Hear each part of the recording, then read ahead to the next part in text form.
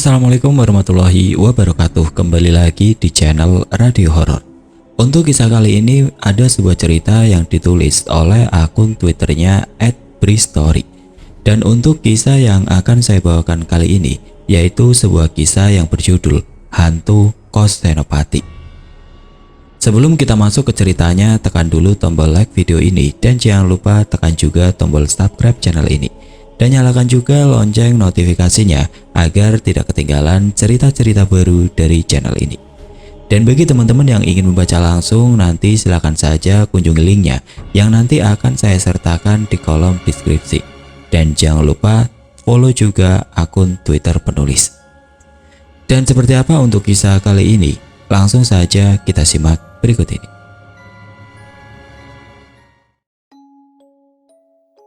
Tempat baru, suasana baru seharusnya menyenangkan. Tapi kita harus sadar kalau semua tempat pasti punya sejarah di belakang, termasuk tempat kos. Seorang teman akan bercerita kisah seram yang dia alami di tempat kos Senopati, Jakarta. Jakarta, kota metropolitan yang sama sekali belum pernah aku kunjungi. Kota besar dengan tingkat keruwetan di level tinggi, tapi apa mau dikata, garis hidup menuntun aku untuk tinggal dan mencari nafkah di ibu kota negara ini. Aku Ovi, perempuan 28 tahun asal Jambi, sudah 4 tahun lebih jadi penduduk ibu kota. Sejak lulus kuliah dulu, mau gak mau aku jadi terbiasa dengan ritme hidup dan suasana Jakarta. Mungkin sama dengan banyak orang lain yang juga berstatus sebagai pendatang. Waktu awal tinggal di Jakarta, aku harus melewati masa adaptasi yang sangat berat. Suasana lingkungan, orang-orangnya, ritme hidup, semua sangat berbeda dengan yang aku rasakan dan alami sejak kecil di kampung halaman. Semuanya berbeda jauh, termasuk masalah tempat tinggal. Kalau di Jambi, sejak lahir sampai kuliah, aku tidak tinggal di rumah orang tua bersama anggota keluarga lainnya. Di Jakarta aku harus kos, sendirian, tinggal di tempat baru, lingkungan baru. Ngomong-ngomong tentang kos, selama ini aku sudah merasakan 3 tempat berbeda, berpindah dengan segala pertimbangan dan penyebabnya. Kenapa aku bisa sampai 3 kali pindah kos? Pindah dari kos pertama, karena awalnya aku memang buru-buru untuk segera dapat tempat tinggal. Jadi ya aku agak sembarang memilih tempat kos, dengan pikiran, ya sudahlah, yang penting ada tempat tinggal dulu. Dan hasilnya aku gak betah dengan lingkungannya, terlalu bebas menurutku. Gak lama, hanya 3 bulan, akhirnya aku memutuskan untuk cari kos baru. Tempat kos kedua, tempatnya enak, homey banget, letaknya di tengah kota. Tapi hanya sekitar 6 bulan saja aku tinggal di tempat ini. Kok cuma 6 bulan? Karena gak tahan dengan ketakutan kosan yang aku alami. Sampai akhirnya aku menemukan tempat kos ketiga di daerah Gandaria. Sampai sekarang aku masih tinggal di tempat ini. Nah, kali ini aku akan cerita tentang pengalaman yang aku alami ketika tinggal di tempat kos yang kedua. Tempat kos yang sangat nyaman. Seperti yang aku bilang tadi, hanya sekitar 6 bulan aku tinggal di sini. Sebentar, enggak, itu cukup lama bila melihat perjalanannya. Sampai aku memutuskan untuk pindah karena gak tahan dengan kejadian-kejadian seram yang makin lama makin sering terjadi. Begini ceritanya. Seperti yang sudah sedikit aku bahas tadi, kos pertama memang aku pilih karena terpaksa. Saat itu harus sudah punya tempat tinggal, jadi ya sedapatnya saja. Dan benar, di situ aku sama sekali gak betah. Sudah lokasinya jauh dari tempat kerja, agak kumuh.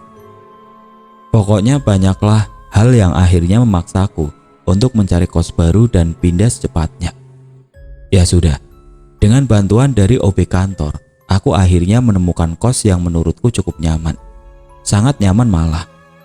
Dari beberapa tempat kos sebelumnya yang sudah aku survei, rumah kos inilah yang paling nyaman, ditambah letaknya relatif dekat dengan kantor. Perusahaan tempatku bekerja berkantor di salah satu gedung di kawasan SCBD, sementara tempat kos yang aku taksir ini letaknya di Senopati.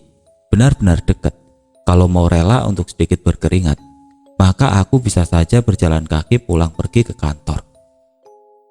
Cukup sekali berkunjung dengan tujuan survei untuk melihat keadaannya, aku langsung memutuskan untuk segera pindah ke tempat baru ini. Hingga pada suatu hari Sabtu di bulan Mei 2016, aku pindah ke tempat yang baru. Tempat kos keduaku di Jakarta. Kos ini berbentuk rumah besar, rumah yang letaknya di tengah-tengah perumahan yang besar juga. Bisa dibilang perumahan orang kaya. Akan tetapi, untuk wilayah kota besar, perumahan ini cukup sepi. Jalan kompleknya cukup lebar dengan pohon rindang di kanan kiri. Jarang sekali terlihat penghuninya berinteraksi di luar rumah. Paling hanya mobil mewah keluar masuk garasi dari setiap rumahnya. Selebihnya sepi. Rumah kos yang akan aku tempati juga begitu. Rumah besar dengan halaman cukup luas. Garasinya cukup untuk 4 mobil. Nah, di belakangnya ternyata memiliki 8 kamar yang sengaja dibangun untuk disewakan sebagai tempat kos. Semua kamar kos letaknya di lantai atas bagian belakang. Jadi kalau dilihat dari depan, rumah ini nggak terlihat kalau di dalamnya ada tempat kos. Pemiliknya adalah seorang ibu yang sudah berumur sekitar 60 tahun. Kedepannya aku akan memanggil beliau dengan panggilan Ibu Dewi. Ibu Dewi tinggal di rumah itu dengan anak laki-lakinya. Bersama mereka ada 2 asisten yang membantu mengerjakan kegiatan rutin harian. 1 asisten juga membantu mencuci dan setrika dari para penghuni kos. Dari 8 kamar hanya terisi 5, 3 masih kosong, dan kayaknya 2 kamar penghuninya jarang pulang. Katanya sering tugas luar kota. Biasanya juga kalau akhir pekan seperti ini, semua penghuni kos pada mudik ke kota asal. Jadi nanti kamu mungkin akan sendirian. Begitu kata Bu Dewi ketika kami bercakap-cakap di teras rumah ketika aku baru saja sampai.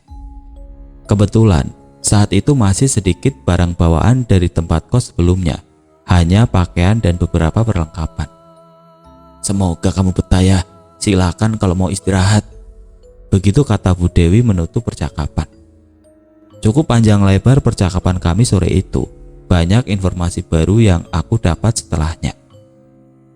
Kesimpulannya, rumah kos ini memberi beberapa fasilitas bagi penyewanya, seperti air minum dan dapat menggunakan dapur dan segala perlengkapannya. Dapur berada di lantai bawah. Selesai berbincang, aku lalu menuju kamarku. Pertama-tama, aku harus masuk melalui garasi. Di ujung belakang garasi ada tangga besi yang bentuknya melingkar. Jadi aku harus berputar 2 atau 3 kali menaikinya untuk sampai ke atas. Ketika sudah sampai di atas, barulah terlihat kalau rumah ini punya banyak kamar kos. Kamar ada 8. Paling depan dekat tangga ada 3 kamar mandi untuk penghuni. Lalu setelah itu akan melewati 2 kamar yang berhadapan. Setelah ada ruang besar berisi sofa, meja, kursi kayu, TV, galon air minum. Sepertinya ini adalah ruang tamu atau ruang tempat bersantai yang bisa digunakan bersama-sama.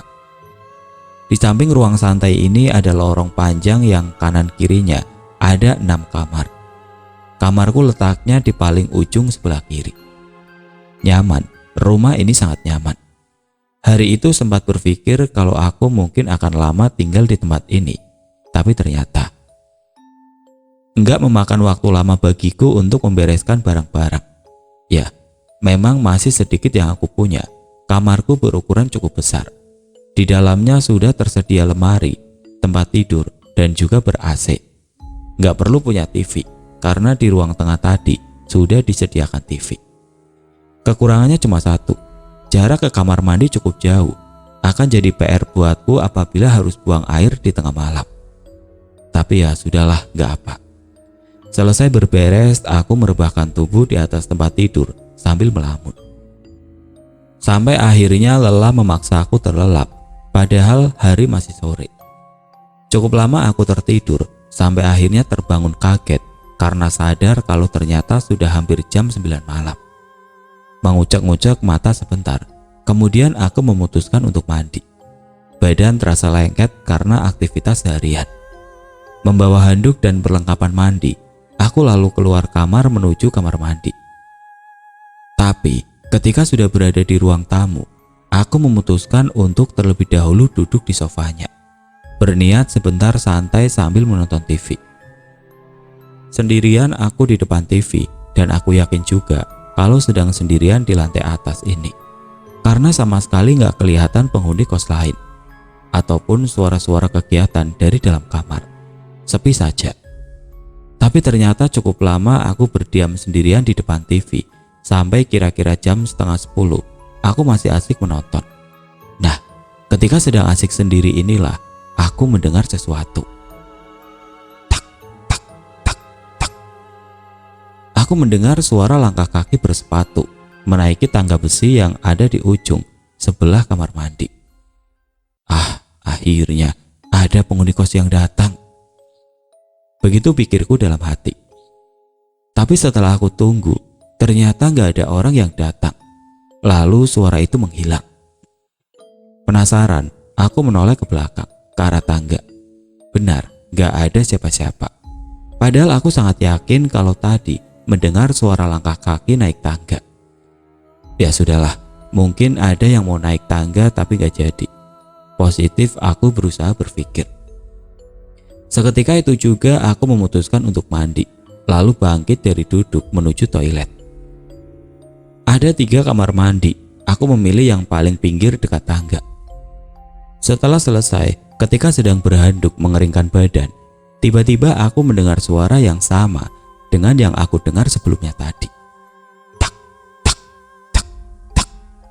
Suara langkah kaki bersepatu itu terdengar lagi, sedang menaiki tangga. Kali ini suaranya lebih jelas karena aku sedang di posisi sangat dekat dengan tangga. Aku yakin kalau itu suara orang yang sedang naik tangga. Penasaran, lalu aku sedikit membuka pintu kamar mandi, mengintip keluar. Benar, sepersekian detik aku sempat melihat kalau ada seseorang yang melintas berjalan. Lalu pandanganku terhalang dinding karena dia masuk lorong menuju ruang tamu. Sepertinya yang aku lihat barusan adalah perempuan. Nampak jelas rambutnya panjang terurai dari belakang. Syukurlah ada penghuni lain yang akhirnya datang. Lagi-lagi aku merasa senang. Setelah selesai aku kembali ke kamar untuk berpakaian. Sementara itu aku nggak melihat lagi perempuan yang tadi naik. Aku nggak tahu dia masuk ke kamar yang mana. Sudah malam juga. Lebih baik besok saja kalau aku berniat hendak berkenalan. Sudah nyaris jam 11, nggak terasa. Sebelum tidur aku berniat untuk mengambil air minum di ruang tamu. Persiapan kalau-kalau kehausan tengah malam nanti. Kemudian sekali lagi aku keluar kamar menuju ruang TV. Ruang TV nggak terlalu terang, lampunya redup, tapi cukup untuk melihat sekeliling dengan jelas. Aku lalu mengisi botol air minum dengan air putih dari galon. Setelah selesai aku melangkah lagi ke kamar. Ketika sedang tepat berada di depan kamar yang letaknya persis di depan kamarku, selintas aku mendengar sesuatu. Ada suara tawa perempuan dari kamar itu. Suara tawa diselingi dengan gumaman gak jelas. Oh ternyata perempuan tadi kamarnya di sini. Begitu pikirku. Gak terlalu penasaran, lalu aku masuk ke kamar dan menutup pintu. Di kamar gak langsung tidur. Karena sore tadi tidurku cukup lama, jadinya rasa kantuk enggak juga muncul sampai tengah malam. Selama itu aku hanya bermain HP, scrolling menatap timeline medsos. Sampai akhirnya sekitar jam 1 ada kejadian aneh. Ada yang menarik perhatian. Awalnya aku mendengar suara kalau sepertinya kamar yang persis di depanku pintunya terbuka. Sepertinya penghuninya hendak keluar.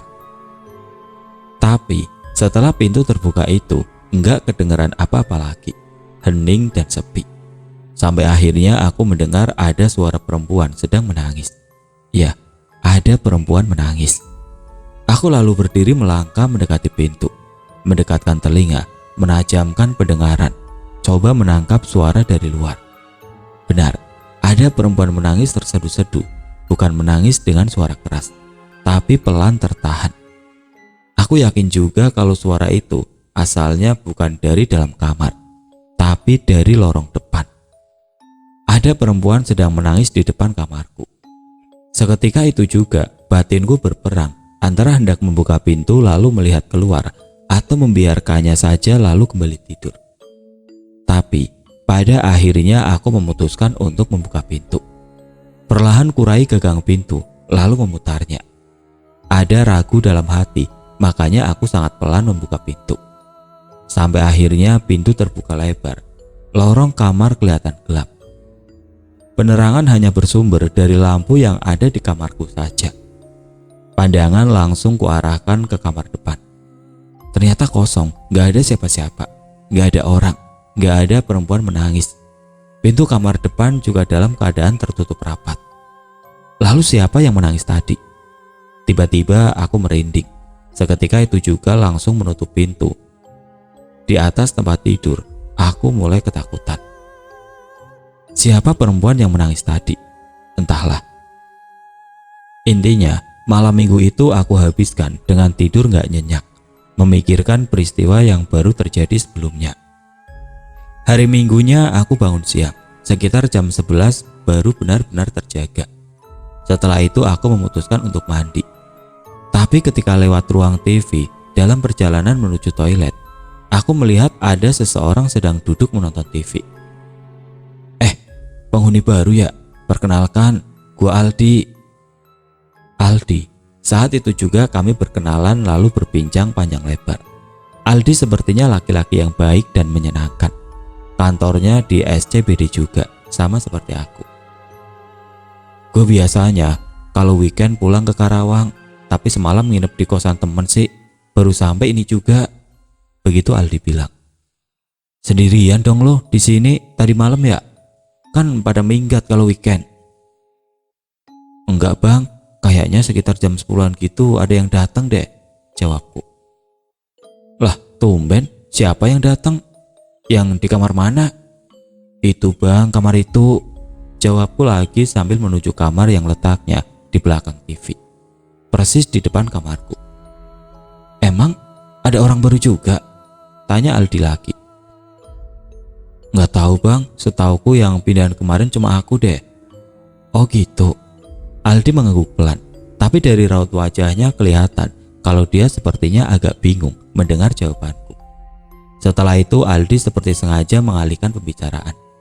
Dari percakapan siang itu, aku jadi dapat banyak info tambahan tentang tempat kos ini. Menurut Aldi, yang paling sering tinggal di sini hanya dia dan Asti. Dua penghuni lainnya jarang sekali kelihatan.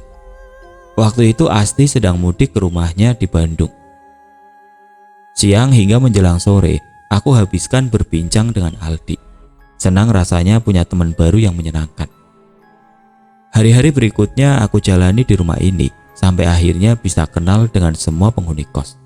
Tapi seiring berjalannya waktu, semakin banyak kejanggalan dan keanehan yang aku rasakan. Awalnya hanya kejanggalan dan keanehan kecil yang bisa dianggap remeh. Contohnya seperti aku mendengar suara orang naik tangga padahal gak ada siapa-siapa. TV yang tiba-tiba menyala sendiri dengan volume tinggi. Galon air minuman mengeluarkan suara seperti ada yang menuangkan air padahal gak ada orang sama sekali. Keanehan itu banyak terjadi ketika aku sedang benar-benar sendirian di kos itu. Di akhir pekan, ketika semua penghuninya mudik atau bermalam di tempat lain, kecuali aku. Awalnya semua kejanggalan itu aku anggap angin lalu. Enggak memperdulikannya, tapi lama-kelamaan semakin menjadi-jadi. Sementara penghuni kos lain seperti menghindar ketika aku membuka percakapan untuk membahasnya. Semua seperti hendak menutupi sesuatu.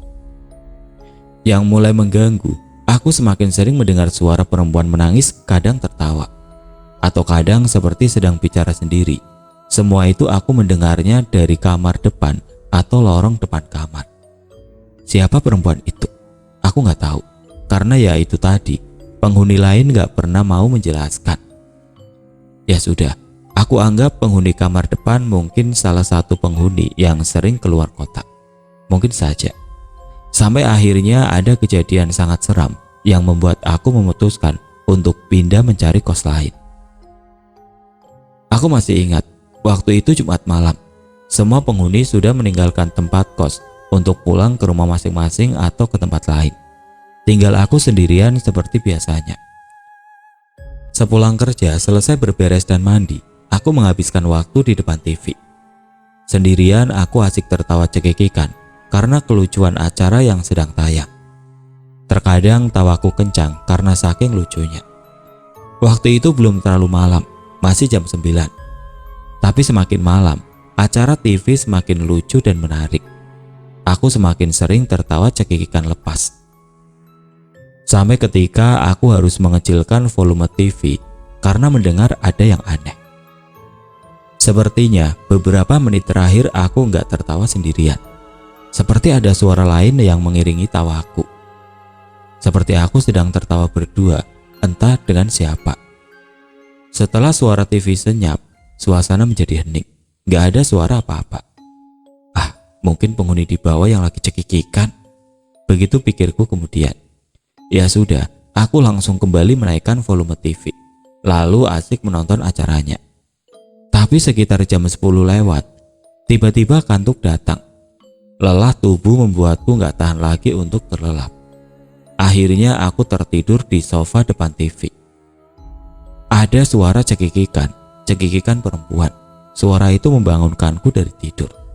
TV masih menyala, di atasnya ada jam dinding yang jarum pendeknya menunjuk ke angka 1. Sudah lewat tengah malam ternyata. Sekali lagi, suara itu terdengar. Siapa yang cekikikan tengah malam begini? Suara tawa yang sangat jelas terdengar. Dari arahnya aku yakin kalau asalnya dari sekitar kamar mandi. Yang tadinya lemas karena baru saja terjaga, aku jadi segar karena suara ini. Suara yang tentu saja membuat suasana jadi mencekam dan semakin mencekam. Bulu kuduku berdiri. Aku merinding ketika suara cekikan itu kembali muncul. Rasa takut mulai memonopoli isi jiwa, menyeruak ke seluruh rongga kepala. Pada detik itu aku memutuskan untuk meninggalkan ruang TV lalu masuk kamar, melarikan diri. Namun ketika sudah bangkit dari duduk ingin melangkah ke kamar, ketika posisi sudah berada di tempat yang bisa melihat kamar mandi, refleks aku menoleh ke kiri karena mendengar tawa cekikikan itu sekali lagi. Pada saat itulah akhirnya aku bisa melihat sumber suara. Di ujung lorong, di sebelah kamar mandi depan tangga besi, aku melihat sosok perempuan sedang duduk di lantai dengan rambut panjang terurai. Wajahnya pucat dengan lingkar gelap di sekitar mata. Dengan mimik seram, lagi-lagi dia tertawa cekikikan sambil menatap tajam. Sontak aku langsung mempercepat langkah menuju kamar. Ketakutan sangat. Tapi ketika sudah tepat berada di depan pintu, lagi-lagi aku melirik ke tempat sosok perempuan seram itu berada. Semakin mengerikan, karena ternyata dia sudah enggak di posisinya, sudah enggak duduk lagi. Sosok seram itu kini sedang berjalan pelan menyusuri lorong menuju tempat aku berada. Tuhan, aku takut. Dari ujung mata aku masih dapat melihat kalau perempuan itu semakin dekat dan semakin mendekat. Tapi akhirnya aku sukses membuka pintu. Cepat-cepat masuk kamar, lalu menutup pintu rapat-rapat. Tempat tidur adalah tujuan utama. Sambil berselimut ketakutan, aku terbaring di atasnya. Suasana semakin mencekam, karena selama itu pula, suara tawa cekikikan terus terdengar semakin jelas, semakin dekat. Sampai akhirnya suara tawa berhenti, sepertinya berhenti tepat di depan pintu kamar. Seketika itu, suasana menjadi hening dan sepi. Gak ada suara sama sekali. Perlahan aku menarik selimut hingga menutup tubuh sampai sebatas mulut. Ketika melihat gagang pintu kamar bergerak-gerak dengan sendirinya, ada yang coba membukanya dari luar. Sial, aku tadi lupa mengunci pintu. Gemetar tubuhku menyaksikan itu semua. Desir darah terasa mengalir lebih cepat dari biasanya. Nyaris menangis ketika akhirnya aku melihat sosok perempuan menyeramkan itu tengah berdiri di luar kamar. Ketika perlahan pintu akhirnya terbuka. Dia berdiri menatap tajam, tersenyum dengan wajah datar tanpa ekspresi. Kemudian dia mulai bergerak masuk ke dalam kamar. Aku yang sudah di puncak ketakutan Melihat itu semua langsung menarik selimut hingga menutup wajah, lalu memiringkan tubuh jadi menghadap dinding. Nggak tahan lagi, aku menangis pelan. Sekali lagi terdengar suara tawa itu. Kali ini jelas terdengar kalau dia sedang berdiri tepat di belakangku, di samping tempat tidur. Beberapa belas detik kemudian kejadiannya semakin parah. Aku merasa kalau seperti ada yang mengisi ruang kosong di atas tempat tidur. Ada yang merebahkan tubuh di sampingku. Aku merasakan ada yang menempel di punggungku. Aku yakin kalau sosok perempuan menyeramkan itu sedang terbaring di atas tempat tidur bersamaku. Benar, dia lalu tertawa cekikikan pelan. Jelas terdengar karena memang asal suaranya sangat dekat dengan telinga. Aku menangis dalam diam sejadi-jadinya. Sampai ketika perlahan hawa hangat datang menyentuh kulit, merayap dari punggung hingga ke seluruh tubuh. Gak tahan, detik berikutnya aku gak ingat apa-apa lagi. Sungguh peristiwa terseram yang pernah aku alami selama hidup. Gak berpikir panjang, besoknya aku langsung memutuskan untuk cari tempat kos baru. Aku takut. Sambil menunggu dapat tempat baru, aku menginap di rumah salah satu teman kantor. Dia berbaik hati untuk menampung untuk sementara waktu. Selang seminggu kemudian aku bertemu Aldi di tempat kos. Pada saat itulah kami akhirnya bisa berbincang panjang lebar ketika memutuskan untuk makan malam bersama. Jadi kamar depan kamar lo itu kosong dari dulu, gak pernah ada yang tahan lama tinggal di situ. Termasuk kamar lo juga sering kosong. Gue tahu ceritanya dari penghuni kos lama yang udah pindah. Kosan itu emang serem, angker. Makanya gue juga mau pindah. Minggu depan lah gue pindah kos ke kos baru. Asti juga udah duluan pindah kan kemarin. Sama dia juga ketakutan. Katanya dulu banget di kos itu pernah ada yang meninggal. Perempuan, gak jelas kenapa meninggalnya. Tapi gue gak tahu di kamar yang mana. Makanya gue seneng akhirnya lo pindah juga. Aldi menjelaskan panjang lebar. Aku hanya terengah-engah mendengar ceritanya. Kenapa gak cerita dari awal sih bang? Tega amat deh. Aku bilang begitu. Ya gak enak lah. Masa iya gue udah cerita begituan sama anak baru? Begitulah cerita dari Aldi semakin membulatkan tekadku untuk pindah. Sampai akhirnya menemukan tempat kos baru yang aku tempati sampai sekarang.